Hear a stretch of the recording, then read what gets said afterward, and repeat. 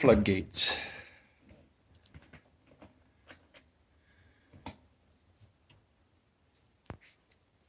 Flow, honey, flow.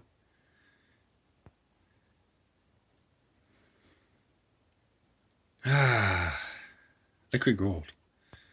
This is our first real harvest of honey and our first harvest using the honey extractor.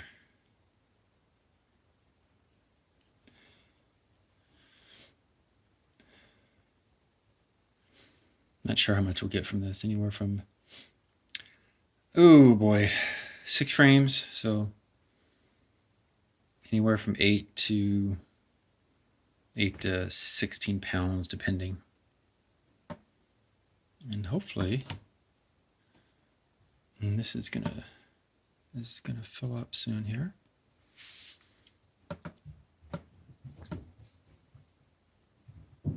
Just look at that coming out. So the good thing about a honey extractor is that you take the frames, the honey frames, and on either side you take a little fork. It's almost like a knit fork, and you flake off the very, very cap wax from each cell. You don't want to get too deep. You don't want to break the cell and damage it, because when you put these back in, the bees will rebuild, and they don't have to do as much work as if you don't damage the comb. Also, as I was saying, you decap them on either side, and then you put one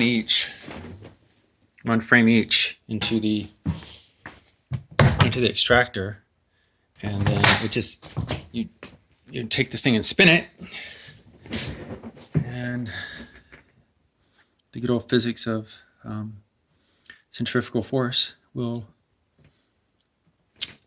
do everything for you. So what I'm doing here is straining this through two different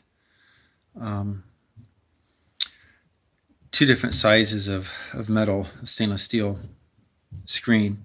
So the first screen will just screen out the larger particles of wax, etc., and then the second screen will remove a second layer, or rather a second size of particulate, so you get a clearer honey, but you'll still get the pollen and all the good stuff that's in there, which is supposedly very healthy for you. And I'm not going to argue and say it's not, because it doesn't matter. I'd eat it anyway. And then it goes down, drips down into this bucket, and this bucket has a very similar spout, closed and open spout to this. And I've got that capped off right now, but I'm darn sure. And then once that's done, you just you can start your bottling process. Some people let it set a day or so, but we'll see where we're at.